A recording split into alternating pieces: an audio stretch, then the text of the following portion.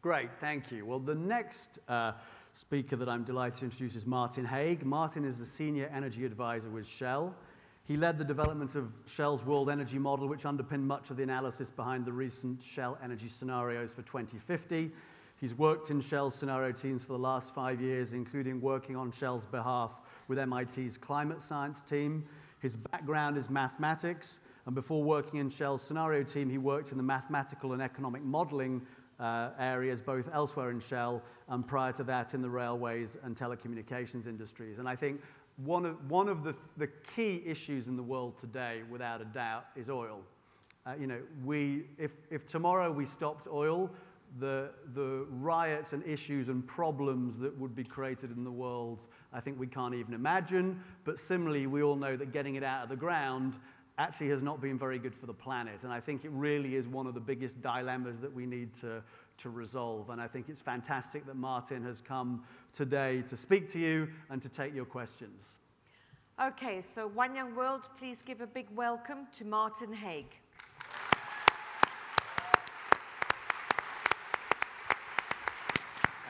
Thank you very much. Hello, everyone. My name is Martin Haigh, and as you heard from the introduction, I work at Shell. I look after some mathematical and computer modeling that we do looking at the future of energy, or trying to look at the future of energy. Energy, as we all know, has become center stage, probably because of 3 factors coming together. There's the issue of development, which we've just been hearing about, and the rise in the large numbers of people going through a surge in the development engine now. Worries over international security and the security issues related to energy. And thirdly, the role of energy in the environmental challenges that we face, which are acute. Now, I believe that the result of this is that energy and our use of energy, the use of energy, is likely to change more in your lifetimes than it has done in your parents' lifetimes, possibly even in your grandparents' lifetimes. However, what is very uncertain is about the pace of that change.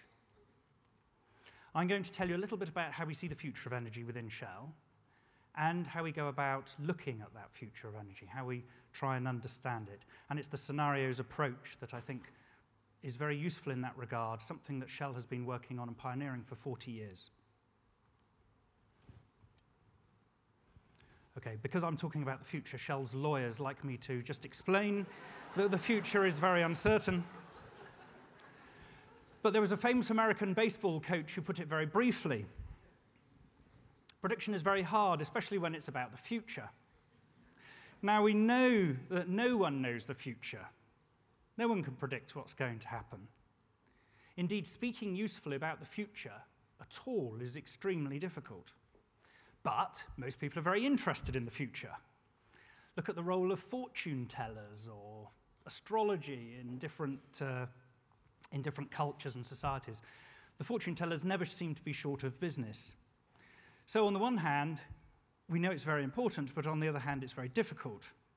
A lot of people then say, well, it's impossible, you can't know the future, so never mind about it. The trouble is that a lot of your decisions are based then on implicit assumptions that you have built in about what the future will be like. And it's that is very important to question.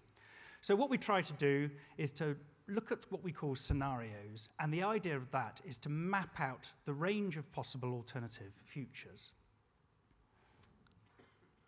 So, why is a company like Shell interested in the future? Not too long ago, the company celebrated its 100th birthday. It would like to have another one, so the leaders of the company tell us. So what is required to enable a company like Shell to have another 100th birthday, 200 years old?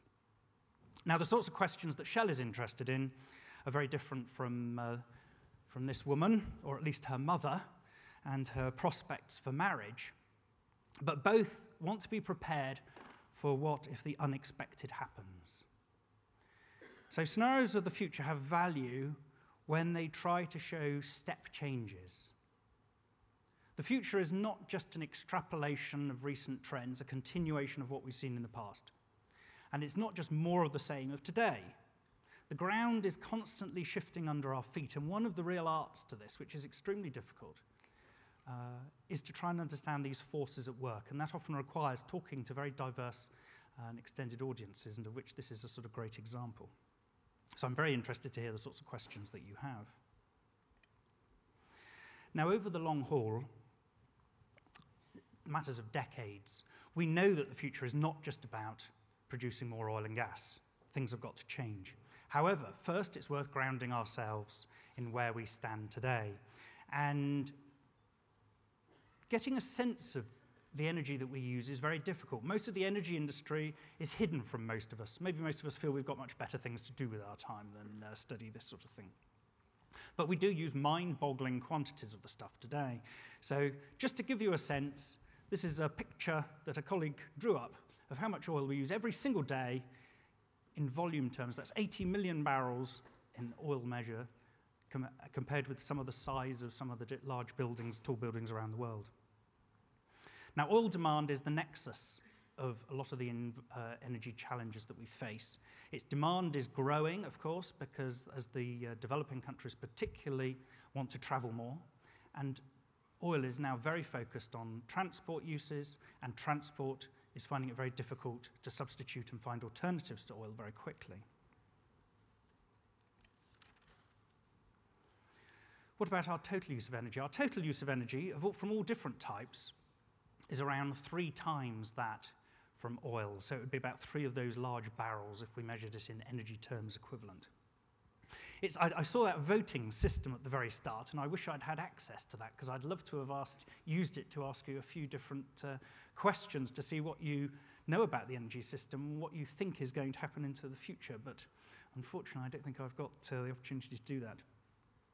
But I wonder if many of you know about how things are changing now. We hear a lot about energy, of course, but over the last 5 years, do you know which energy source has met most of the growth, or the largest single energy source, I should say, that's met the growth in our total world energy demand?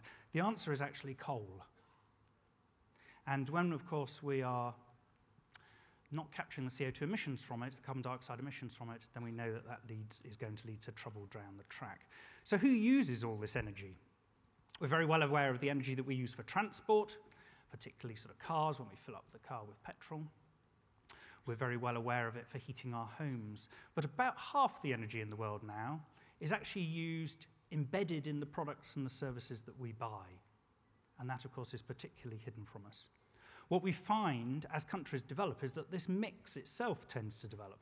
The very poorest countries of the world tend to have a higher share of their energy on the residential sector, sort of cooking in the home mostly, maybe then some heating in the home in colder countries, lighting and fridges and things like that. As they develop, they build up an industrial sector. That middle section grows a bit larger, and as they get richer as well, they travel more, and you tend to find a higher proportion on transport in the richer countries. Now, I spend a lot of my time trying to look at graphs to understand what's going on in the energy system. Now, I promise I won't bore you with too many graphs, but I just couldn't resist including 2, and this is one of them. I think to understand the world's energy system, this is perhaps one of the most important ones. Probably it's one of the ones that's most cited by energy analysts. And what it shows is as people get richer, no surprise, they use more energy. What we have on the bottom axis is the income per person measured in GDP. And up the vertical axis, we have the total amount of energy that an average person uses. So that puts every country, a whole range of countries on the same graph, you're looking at the average person in a country and what they do. And what you see, that might look like a forest of lines, but what you see is some remarkable patterns. Every country, as it's got richer, has used more energy per person. And we know, of course, you've heard this many times before, we have a lot more people now coming into the sort of phase of development of energy use than the world has ever seen before. People are also working their way along that x-axis, if you like, faster than they've ever done before. So the likes of China are growing faster now than Japan did. Japan grew faster than sort of Germany. Germany grew faster when it developed than Britain. So we have more people and we have a faster move along. So we have a big surge in energy demand. Now, what you do tend to find is that there's also, although there's different levels of demand depending upon coal, countries tend to need more energy for heating, And more recent developed countries can use slightly lower levels of energy because they've got access to newer technologies than were available, say, 50 or more years ago. But what you tend to find is that there's an acceleration in the rate of that growth of energy demand. That tends to happen at around an income of $5,000 per person. That's as the economy starts to industrialize and develop. Before that stage, countries, a lot of them in sub-Saharan Africa today, get a little bit richer without using too much more energy. But beyond that stage, they build up an industrial sector and they start to want to use a lot more for transport. By the time they get rich, then they start to diversify the economy more into services, which tends to be less energy intensive. We heard in our last talk all about the access to energy and how important that is. Now, from our modelling and analysis, we know that sort of business as usual in the energy industry is not going to work, either in the energy system itself or particularly for environmental reasons. So what we have done is mapped out two possible scenarios of the future, one that we've called Scramble and the other blueprints. In the world of Scramble, change tends to come late. The focus is principally on matters of energy security and the supply of energy. The result is that there's an insufficient attention given to the environment, so the change tends to be painful and it tends to be late. The arguments that people use in this world are, why are you hurting our manufacturing? Why are you bringing on board these technologies before they're ready? The alternative to that we developed is a story called Blueprints. This is a world where there is a broad realization of the challenges that we face together, not just at governmental level, but unusual coalitions, possibly such as this one, where there's an awareness of the challenges.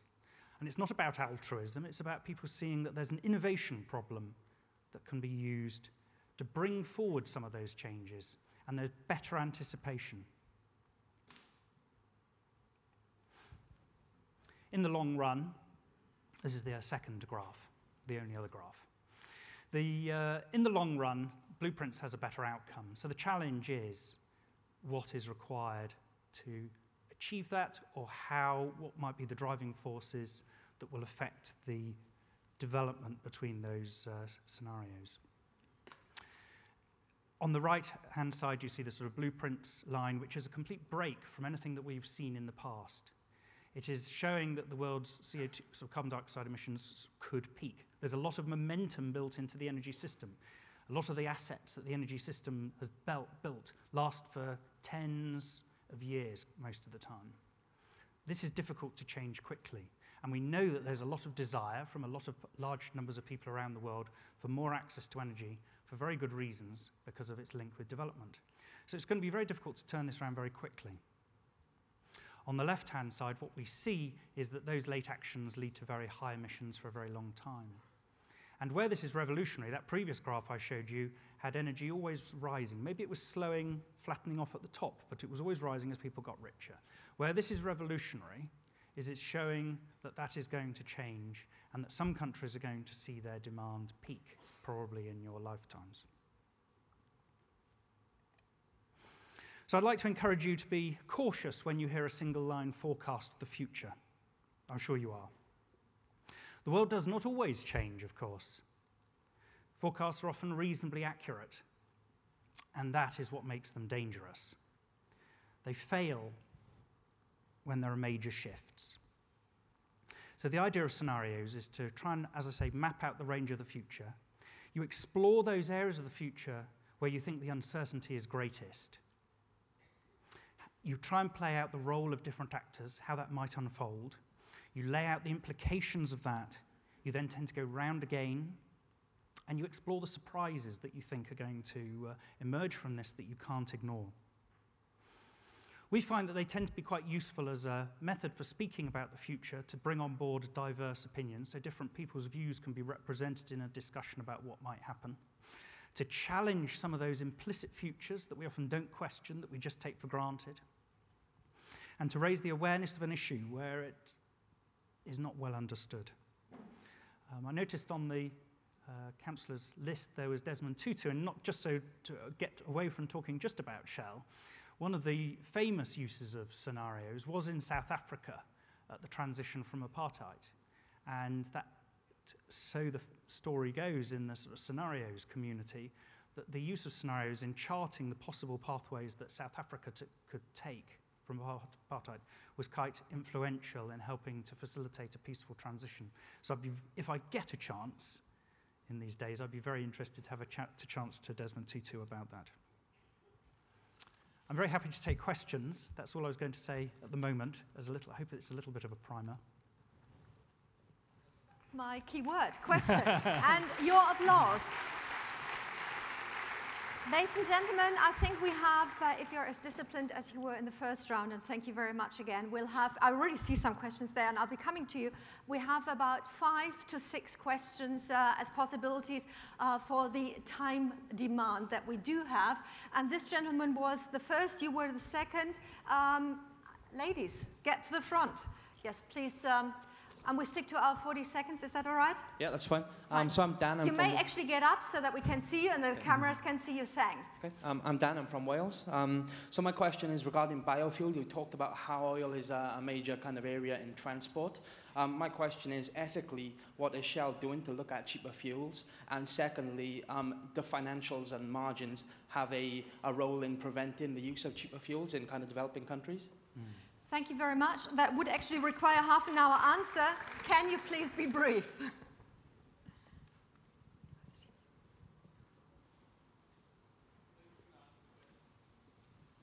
You're going to answer that question first? Sorry, I beg your pardon. Last time I was tidy because I didn't give the opportunity to answer that question. Sorry. So maybe you take it away and then we take 3, one after each other. So you want me to answer that question? Yes, please. Sorry. Okay, beg your pardon. All right, thanks, Danny. A lot of the solutions that are talked about in the energy system tend to be either sort of bracketed firmly in the sort of good or firmly in the bad. And this is a real challenge that we face. If we start sort of knocking out large possible numbers of options that we've got, we increase the sort of weight and the pressure on all of the rest of them. Now, biofuels has become a very sort of controversial one. It's probably moved from a few years ago when it was generally thought to be a good thing, and now it's popularly seen as a bad thing. However, it's a lot of analysis and modeling of the future of the energy system, if you want to get away from large-scale use of fossil fuels, tends to involve a role for sort of biofuels or more broadly biomass, sort of organic matter. So the challenge is about making that work in a sustainable way. I think what that means is that we're going to need a lot of sort of international cooperation on this. We're going to need a lot of standards. I think probably we need to be sort of cautious about the rate of change. You know, there's been a lot of bad examples when there's been a rush into something that it tends to be done in a bad way. And just very quickly, I would say that possibly don't see it as one solution. We need to look at more efficient use of vehicles. We need to look at biofuels as well, and we also need to look at other options like the electrification of transport. Thank you very much, Martin. The gentleman in the middle at the back, then the one on the left-hand side. We have 4, 5, so let's have those two, one after the other. And you would do the kickoff, please. Hi. Firstly, my name is Paras Fatnani, and I'm a delegate from India.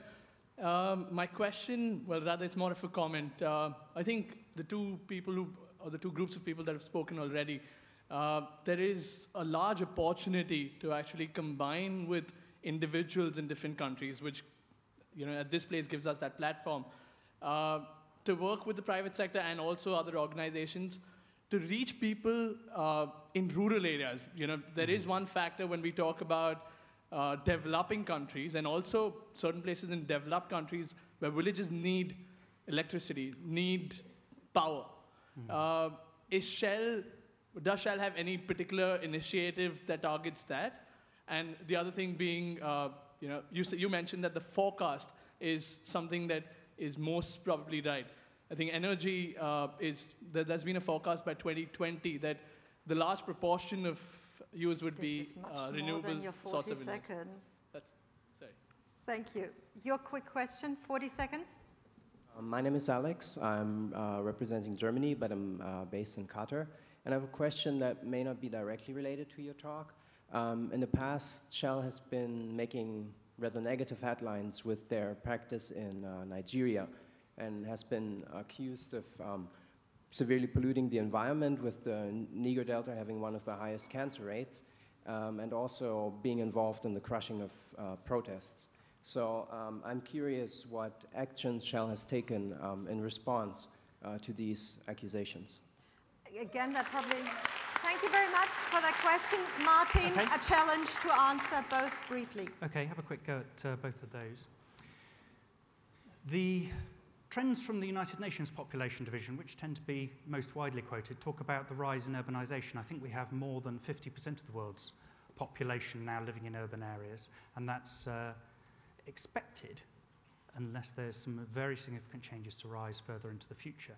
However, I think it's a very good question. We do want to enable, everybody wants to enable people in rural areas to gain better access to energy, so that if they want to move to the cities, they can, but they don't feel absolutely compelled to. There's lots of reasons why they tend to, usually, but from better economic opportunities, maybe part of that is even related to energy. I think the development of a more diverse energy system, which is probably what we're likely to see, is going to probably help the rural areas find their niches in the system. Up till now, we've really had a dominance of the fossil energy, but more a variety of solutions will tend to find different niches in different areas. The other question is about Nigeria. It's not something I am a particular expert on. Of course, I hear a lot of the complaints and the concerns that people raise outside. I hear a lot of people, though, within Shell who speak very passionately about this, about all the work that Shell is doing on the ground to try and remediate a lot of these difficulties, to work with the sort of local communities, to put money in. You know, I think most of these reports that highlight the sort of problems in Nigeria do flag up the issues of a lot of the sort of civil tensions there, a lot of the sort of theft and the damage that is being done by sort of rebel groups to the infrastructure. So, you know, I don't know that, you know, I wouldn't say that I'm in a position to say that sort of Shell is whiter than white in this. I don't know, but I do hear that I think the sort of media portrayal of this doesn't seem to really bear resonance with sort of both sides of this. Thank you very much for that answer. I had promised you my microphone. Take care of it and give it back quickly. I have 3 more questions. The next one after that would be the lady in the first row, so you shoot it away, please. Yeah, thank you very much. My name is Ayman. I represent both Tunisia and Germany. I agree that prediction is very hard, but I mean, you should have a plan what this energy mix you showed us for 2008 will look like in 2030, 2050, because that will be decide about the future of Shell, if it will be oil and gas company or wind power company. So what do you expect these numbers to look like, the energy mix 2030? Okay. Thank you very much for that question. And I'm just going to do a quick racer. Shall I answer that while you're working your way around? Or No. This lady is next.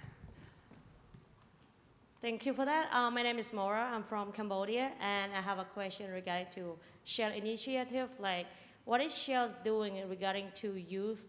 Do you have any kind of initiative for the youth? Thank you. Thank you.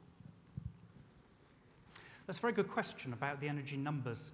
I thought I would shy away from bamboozling you with millions of graphs, but we do publish a lot of this sort of information. So if you want to go to of advertising, shell.com/scenarios, you'll be able to download a lot more detail behind Scramble and blueprints that talk about the different energy pictures. But in short, what we see is broadly that the world's energy demand is going to carry on growing to 2050, and it's very difficult to sort of turn that round to get to a sort of lower level of demand than today. We show it's going to have a much bigger mix of the future. But we also think that because of the sort of time lags involved in the sheer scale of the challenge, that it's probably going to have about 30% renewables by about 2050. That number could sort of range, but it does depend on all sorts of things. But if you like afterwards, I can speak a little bit more about that. The other is a question about is about youth. Again, I wonder if there's other people in Shell who know more about this. When this opportunity came past our sort of scenarios team, I sort of thought this was a good idea, so that's why I'm here to come and speak about it, and I'm very interested to hear the sorts of questions. But we produced some educational material for use in schools. I'm not sure how much we've done for, and I spend quite a lot of time speaking at sort of universities, I suppose. Those tend to be people more in the sort of energy technology and sort of scientific environment. Maybe we need to do more generally, maybe more in the arts. Just as energy is a problem, timekeeping is a problem, especially when time is not a lot.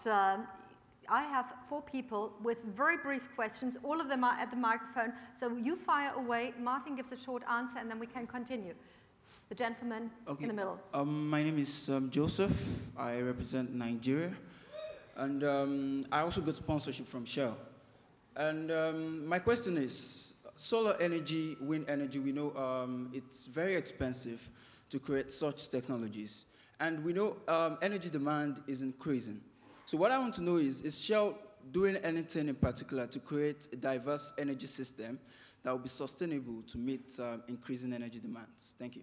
Thank you very much for your question. The lady on the left-hand side. Hello, my name is Jackie Cook. I'm from Saskatchewan, Canada, a place that's rich in fossil fuels, namely oil, so I understand sort of what you're talking about. The recent leak in the North Sea went rather unnoticed in the headlines, and while it was only a fraction of BP's leak, how it was handled with the media is being criticized. I'm just wondering, do you feel it's more valuable to be transparent with these things, or that often the media skews some of these accidents? And how do you think the public will react, given your response to the recent spill and your exploration in the Arctic? Thank you. Thank you very much for that question. The gentleman on the right-hand side. Thank you for squeezing me into the QA, and thank you, Mr. Haigh, for your presentation.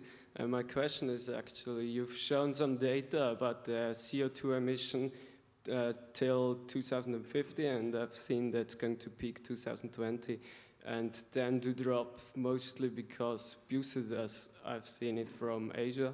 So I wonder, what were your, what did you think, why does the CO2 emission decrease? And is there some new technologies or developments, or is there some alternative energy source? Okay. Thank you very much. Again, half an hour answer there. And the last question from the floor for this round. It has been very clear that hydrocarbon-based energy is not a sustainable way of the future. So does the energy industry have a leadership vision for the future, more sustainable ways of energy? Because there are a lot of forecasts on demand, but are there any specific solutions which you consider as the way of the future and which the energy industry is working towards? Because business as usual, current hydrocarbon-based energy uses, this cannot go on for very long. Even the hydrocarbon sources are going to peak sometime in the next decade. So what is the vision for the future? Thank you very much for all your thoughtful questions, and over to you, Martin. Okay, and there's 4 quickly. there. I think I wrote them down. Joseph from Nigeria was first, talking about solar. What is Shell doing? Shell has been working on renewable technologies probably since the early to mid-90s. In fact, it was some of the scenario team work that first put it on the map, I would say, within the company. The difficulty has been that it's hard to make money out of these things at the moment. Without the sort of governance frameworks to make a sort of profit out of it, it's not going to happen. You have to find a way of making profit in order to be able to function as a company. And because things like solar are expensive and people like cheap electricity bills, this proves very difficult to bring it in very quickly. So the big challenge is as to how to bring that cost down quickly. How much are people willing to pay now for some of this energy transition, which is going to cost us more money? I think one of the worrying things is that there seems to be quite little appetite for paying more for energy in order to fund this transition. And this is perhaps where greater awareness and greater engagement of people about some of the long-term issues at stake is going to be extremely valuable. In Jackie's question about Canada, again, I guess I don't deal with a lot of the sort of media exposure, but my view is that I do think transparency is the best approach on this sort of thing. I think Shell had a painful lesson probably from the mid-90s with the Brent Spar